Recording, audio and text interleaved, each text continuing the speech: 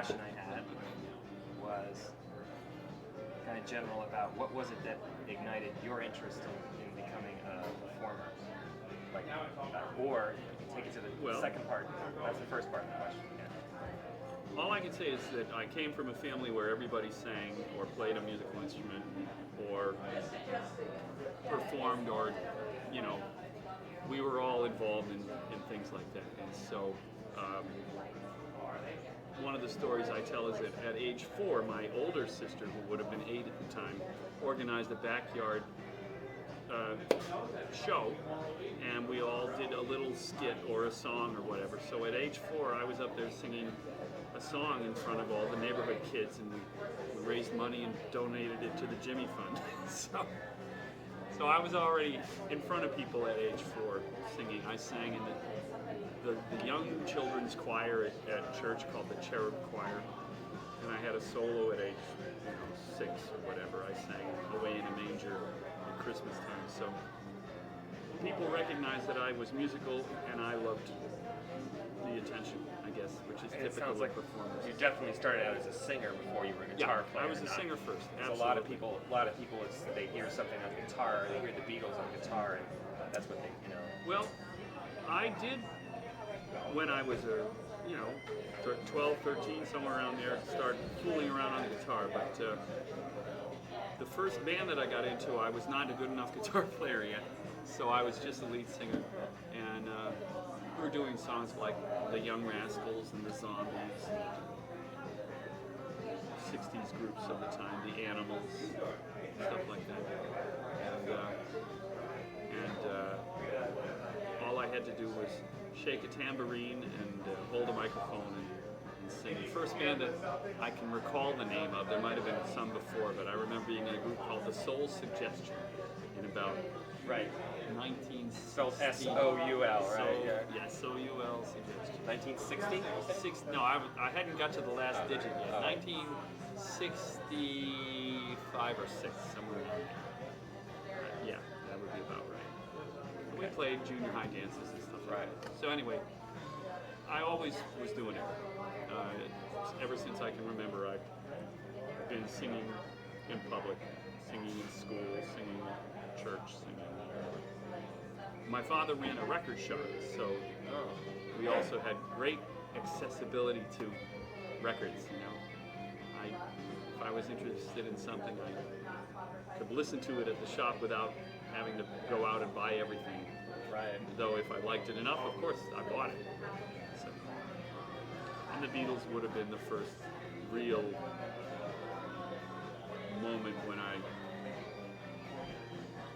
found out that I had a lot of friends who also were very excited and wanted to form a band and play music. And I think the Beatles made us all feel that way. I think I was in the 6th grade when they were on the Ed Sullivan Show. So, give it a little time frame there. Right, so you're a couple years younger than Brad Delp, because I think he said he was 13. So the Beatles for the first time. Yeah, that must be right. I thought Brad and I were actually contemporaries. I actually auditioned for Tom Scholz. Really? Yeah, Brad had gone through one of his periods of not wanting to do it. This is before they were signed. Yeah. They had a band called Mother's Milk. Okay, I heard of that, yeah. And Brad was tired of doing demos and not going anywhere. And Tom lived in Watertown at the time. And the drummer from the band that I was playing in at the time was the session drummer for the Tom Scholz recording project. His name was Jim Masdia. Jim Masdia, yes. Yeah. Okay. So Jimmy was in Crush with me and Rick Poulin and some other people. And so when Tom was looking for somebody to sing when Brad was on hiatus, I auditioned, but it wasn't gonna click. I mean, I love Boston and I love Brad Delp, and I can't do that. Right. I mean, there are things that I can do, and there are things that I can't do, and but it's still a fun story to say, hey, I auditioned for Tom Scholz. Oh yeah. And he actually let us use his basement for a practice space at one time, because we were all living in apartments and we couldn't afford a rehearsal space, so we were practicing in Tom Schultz's basement for our rock band, not for his band. Because he had a good paying day job as some sort of Polaroid engineer. Yeah, he worked or at something. Polaroid. He was trying to develop instant movies, which videotape kind of squashed that whole thing. Oh, okay. Like, you know, they had the instant camera, so they were trying to develop Right. instant movies. It's time for me to go sing Okay. again. All right. This was great. Okay. So this is actually part B of the first question.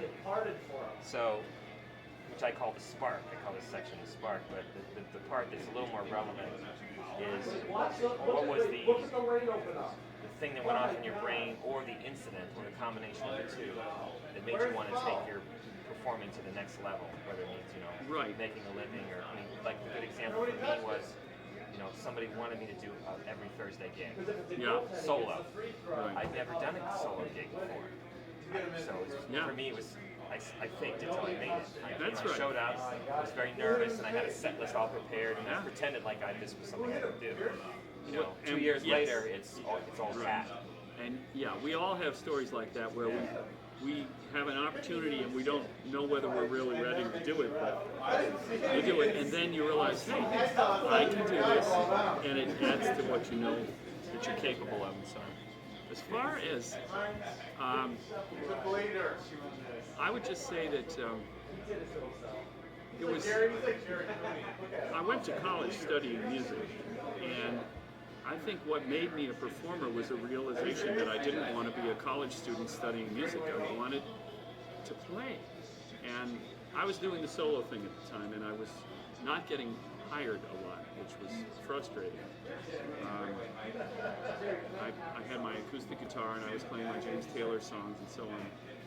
And I didn't stand out in any way. I could sing and play, but I didn't distinguish myself from all the other people who could sing and play. So I really think that in my last year of college, which I went to Boston University for a couple of years and then I quit, I just got really, I had a band that I was practicing while I was going to school. And I got really tired of school, and I really wanted to put my energy into being in a band. Why? Because I didn't like the fact that I was being guided toward being a school teacher when I didn't think it was where I belonged. So it was really in reaction against my college education. Because I'd always played, as I said, ever since I was a little kid. And I went to music school, and I had thought that it would lead to, you know, being a professional musician, and I was being advised by my music teachers that perhaps I ought to be a school teacher instead. I didn't want to go to... I do teach, and I enjoy private teaching. Classroom teaching is a real challenge. It's a hard job. Yeah. Oh yeah. And,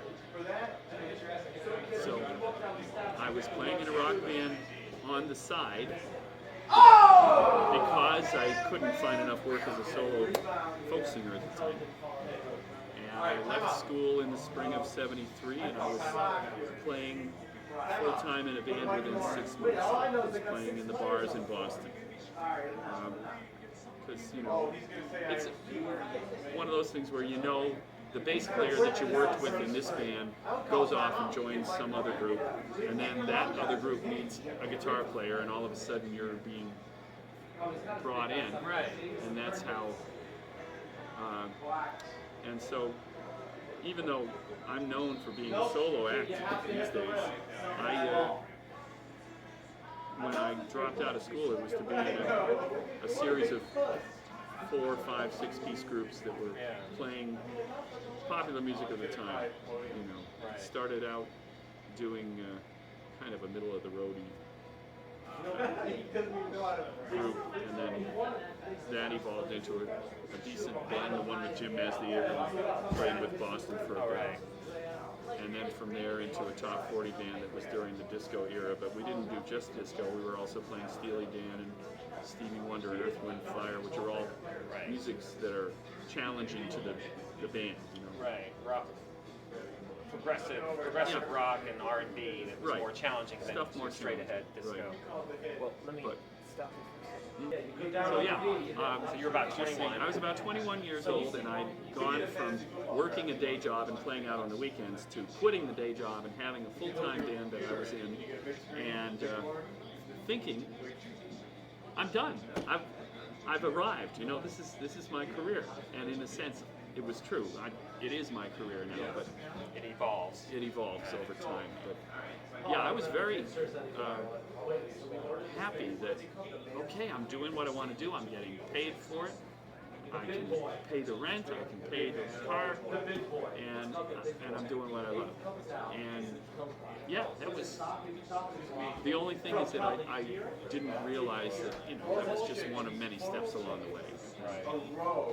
But what's been consistent is the continued passion to play music, and that's still what, you know. Otherwise, I would be like, you know, the bass player from this band who goes off and goes back to college and finishes his degree and gets a job in a company, and you know, the ones who stay, it's not because we're more gifted, it's not because we make better money, it's just because we want to do this. This is what, you know, I just really will always want to play music more than anything else. Right. For some people, it's a transitional time in their life when they're playing music. You do it, and then you go, geez, I don't like this as much as I thought. And it's probably not that they don't like the music, it's that they don't like the lifestyle, the strange hours, and so on. But I've been fortunate, as it's pretty clear that compared to a lot of musicians, I've found a niche. You know, I play in my hometown several nights a week, and I teach locally, and so I manage to be a working musician who doesn't have to stay out very late and who does not have to travel a lot. Right, which is the kind of the typical part of paying your dues. Okay, well, let me give you an example of when you're an original band and you're paying your dues. It usually means things like getting into a van that has a cracked head gasket and a faulty transmission and driving 8 hours to play for $50 and turning around because you can't afford a hotel and driving home again. In the middle of the night, getting Yeah. home around dawn or Yeah, something. so that's classic dues paying, and yes, I did that, and the experience was very powerful. That is to say, both the good and the bad of it was very intense, and the memories are going to be there deep, forever.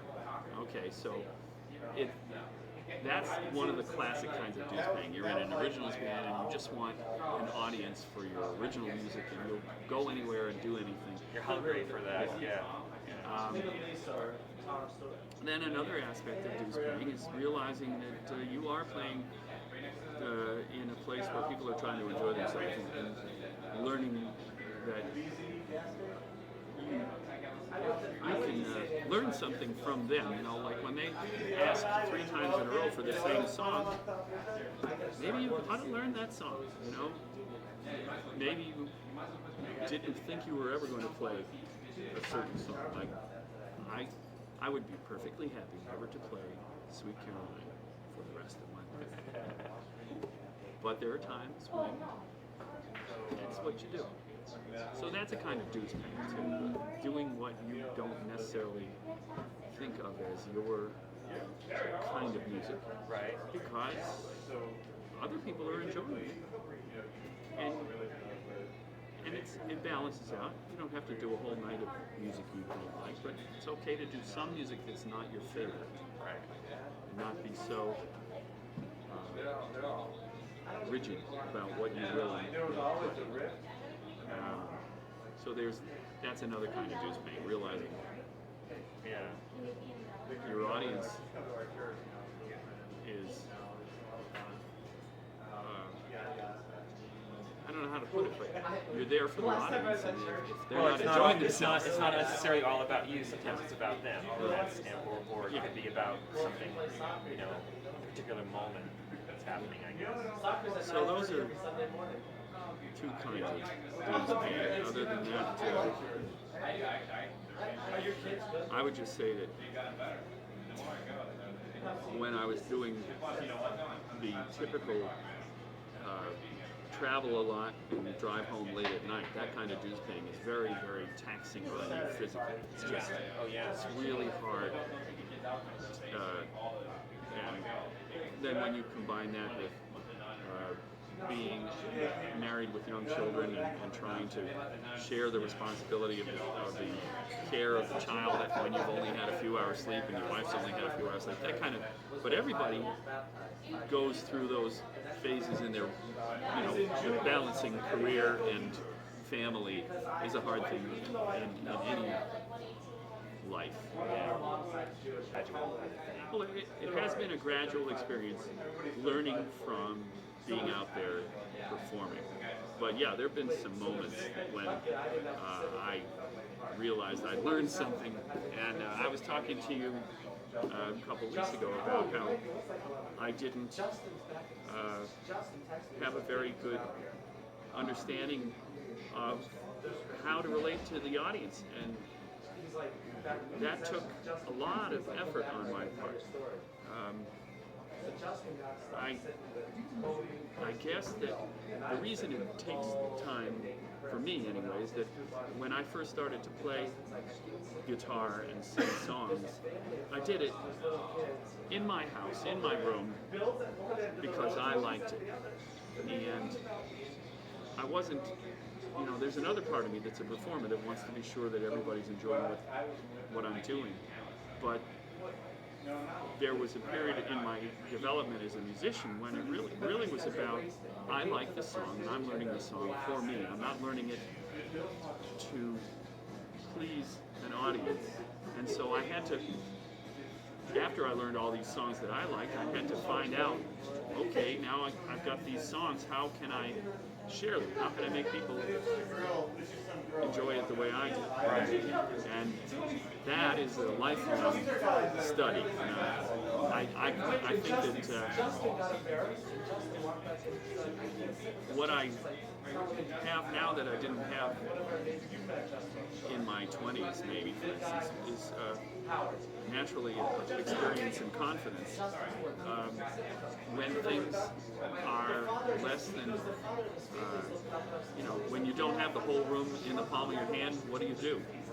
And I think humor is always good. If you can find something just light to say. Also, it's nice to have some humorous music. We've got a couple songs that are amusing that people might pay attention to. Well, you said that some musicians, even young musicians today, they have a very hard time dealing with that sometimes when, like you said, the conditions aren't ideal, and so it's the same thing that you dealt with, I think, when you were young. Why aren't they listening to me? Why aren't they listening to me? or don't they see how great this song is, or my performance is, or both? Yeah, or both. Yeah, because there's ego in there too, but yeah, I didn't learn that naturally. I learned it slowly. And there's different ways to go about it. One way or another, you've got to establish some kind of communication with people who are in the room. You can do it through, I was in a band where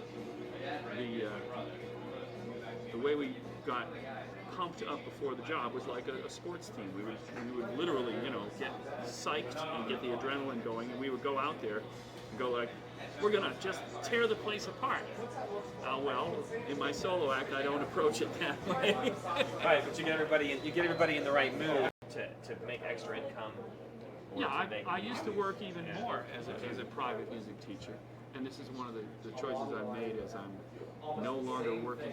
When I had two sons going to college, I worked every possible job whether it was teaching or performing or whatever. I wrote articles for Worcester Magazine. Right. I was just taking anything that could help to generate income to pay for college. And yeah, when the kids graduated, my wife and I heaved a huge sigh of relief, and I slowed down. I'm not sure she slowed down. She works a conventional job that has a fair amount of pressure and responsibility. And, but yeah, I used to teach more lessons, and it was very physically and mentally exhausting. Rewarding. I like teaching. Not even just the good students, even just the ones who show up and get a little better. It feels good. And I feel that most times with most students, I can encourage and help you to play whatever it is that you're interested in. Some students want to play electric guitar and they want to play rock and roll. And some students are more comfortable with a more traditional, let's open up the book one from Give me the structure. instruction. Yeah, give me structure. So I try to figure out what it is that the student loves about playing guitar, and then work on that with them, whatever it is. And so yeah, it's certainly another revenue stream for the pure and simple thing that you need to work more. Most musicians can't find enough gigs per week to call it a living. Can't, including me. So teaching is a way to stay in the music field and do something that can be rewarding and that can help to pay bills. And the downside is that performing is exhausting in a way that leaves you going home tired and satisfied. And teaching leaves you going home tired and going, I need a drink now. Otherwise they don't. They just play in their basement. Right, otherwise you play in the basement. So yes, I've made musical compromises, and I don't know if it was on tape or not, but I mentioned about singing a song like Sweet Caroline. Yeah. For me, it's not fun. But I'll do it. It doesn't do me any harm. But yes, I found that if I was going to continue to work, I was going to have to treat this the way anybody who has a business treats it, which is that you have a client, and your job is to figure out what the client needs or wants, and then supply that. So that means doing things that you wouldn't do, and if that's selling out, then so be it. But if you run a car company and you make cars that nobody buys, you're out of business, right? If I run a music endeavor and supply music that no one buys, then it's not going to work. Seems pretty simple. It is. And now, the thing is that musicians, including myself, don't start from that point. They start, I love this music, and I'm sure everyone else is going to love this music that I love. And in certain cases, okay, I don't think Tom Petty, for instance, has really sold out. I think he's always done what Tom Petty wants to do. Now, that doesn't mean he's the world's greatest musician, but he has remained true to himself in a way that the Monkees did. Right. And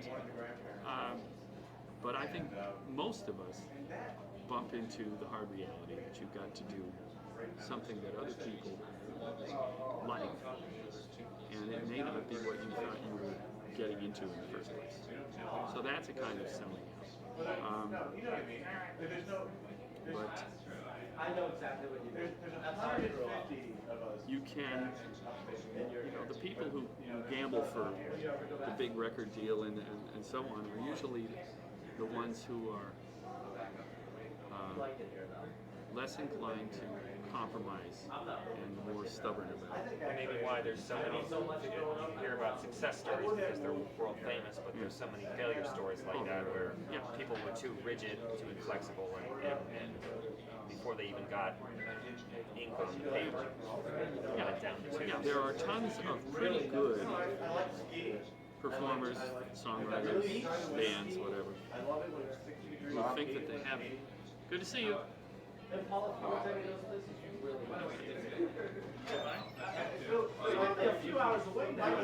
Selling out. For me, I found one way that I like it, okay? The concept of pleasing your audience has meant for me that I have been given the opportunity to learn a bunch of different styles of music. Whereas if I were when I was in a 5-piece band, we had a set list of music, and it rotated over time, but it was still about 40 songs. That was what we would be capable of doing. I have hundreds of songs. I can play a jazz standard for the person who wants that. I can play a show tune for the person who wants that. I can play a country song. I can play a real wide variety. I find that very satisfying. Now, in another person's point of view, that might be selling out. Well, gee, you're not doing what you do. You're doing all this other stuff. But for me, it's really gratifying because I get to explore a style that I didn't know before and learn about it and try to get good at it. You and I have talked about the fact that I play a little bit of music with traditional Irish musicians. Right. I enjoy the challenge of trying to play in a style that for me is not at all natural. It's not the way I grew up playing. And also, when you have friends who love a certain kind of music, they'll turn you on to the stuff that's really interesting and cool. So that's sort of the flip side of this selling out thing or compromising. You get to expand and do all kinds of different things. Yeah, well, maybe that's a way of turning what someone would consider a negative of selling out into a positive of being diverse. It's worked for me. And growing. Yeah, I enjoy it. It also,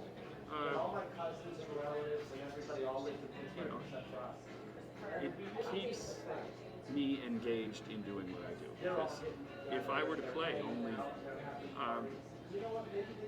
suppose I had got really popular being a Jimmy Buffett clone cover artist, and I had to play, 4 hours a night of Buffett-style music.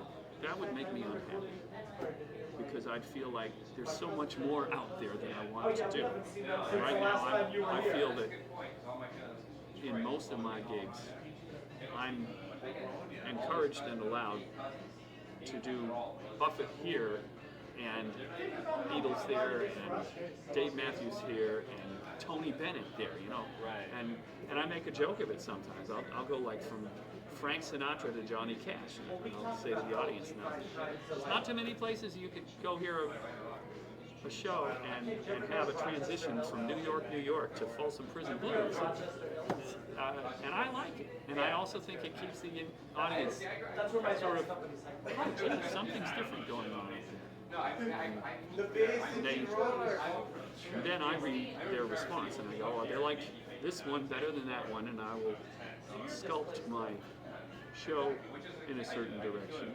But even when I know where they're going, I'll still throw things in that are from left field, so to speak, to keep myself engaged and to keep the audience from beginning to sort of let it fade into the background, the way you might put a radio or a TV on and not really pay attention to it. Right. Well, I'm in rooms where you don't have to pay attention to me, but I'll try to do something either musically or with a comment to let you know that I'm here to engage you. And happy to It's do like so. part of never giving up, trying to engage the audience. Good, then you can hit the button. things that you learn only from getting out there and playing in front of people is, for instance, if somebody asks you for a song that you played an hour ago, play it again. I mean, the fact that you played it an hour ago is irrelevant to the person who's asking for it right now. Especially if they just came in. That's right. They didn't hear you do it, and so for a long time I used to make an apology. I wouldn't be rude, but I'd say, I'm sorry, I just recently played that. Can I do something else? Now I just go ahead and play it again. So I played it twice in the night. It didn't hurt me any. But it took me a while to realize that it's okay. I can play the same song more than once in the night. Because I didn't really think that was appropriate. I wasn't being snobby. I just felt like, well, people are paying me to do a variety of music. I can't play the same song over and over again. But to some extent, you can definitely repeat things, which I didn't know. Things you learn along the way. Yeah, unless the owner tells you not to or something. Right. Oops. Lost. About the time that you had the regular house gig that was right. Yeah, well, you think you've got all your ducks in a row. I'm playing every Thursday in this room, and I'm playing every Friday in that room, and I'm playing every Saturday in that room. So now you're feeling secure. Oh boy, maybe we can buy a nicer home, you know. And so you're starting to house shop and everything, and hop in the car with all the gear, drive to the job, and there's a chain on the door with a 8.5 by 11 sheet of typewritten paper from the Commonwealth of Massachusetts saying this property has been seized for non-payment of taxes. Because when a business is struggling, frequently that's what they do, is they don't bother to send in the food tax.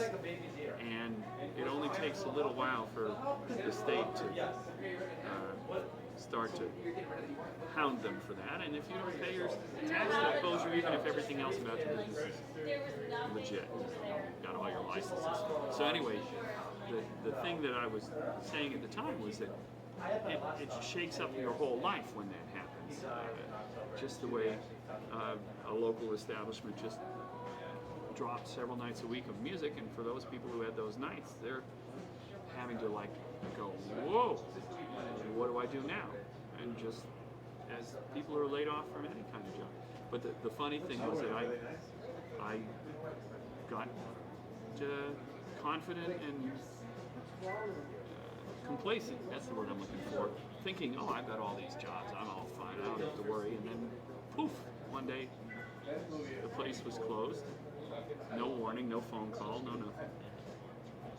But to use that analogy, the bass player I talked to, he talked about this door closes and you hop over to some other opportunity, and I was able to, within a matter of weeks, find another room that wanted a steady Saturday night musician.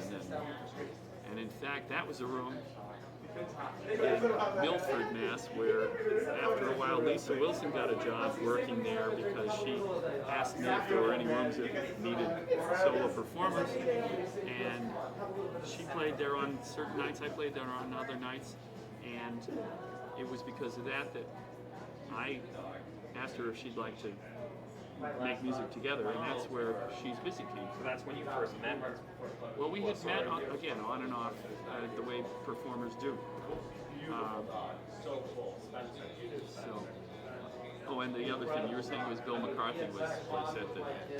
For performing musicians. Yeah, well, I do think that it's not getting easier. I think it's getting harder for performing musicians to just find places to play. I don't have a sense that there's some wave that's going to change that. But, you know, things will move in cycles, and I could see where it's possible that we may have more live music. But just for example, in the local working musicians scene, people used to have wedding bands, and they more often than not have DJs now. And I mean, that's been going for 20 or more years, that shift. And then you know that the record industry is imploding on itself with the change to digital formats, and nobody's getting any money from the royalties and all of that stuff. So there are a lot of things to suggest that it's not a good time to be a musician.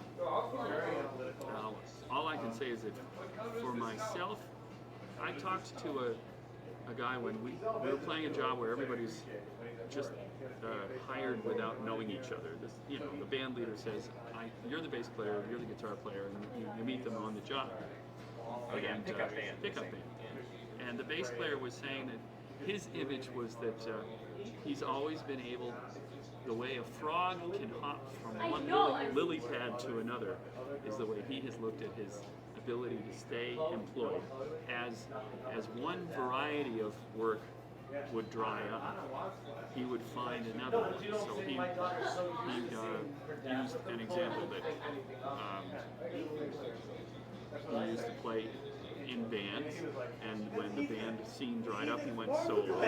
And then when that started to dry up in the clubs, he found work playing at senior centers and nursing homes and things like that. So there was always somewhere else to take the talent you have and find someone who would hire you to do what you want to do. And I think that that's kind of my approach also, is that you just, if this door closes, you look for another avenue, and it may not be the one that you anticipated, but there may be another way to keep doing music if that's what you want to do.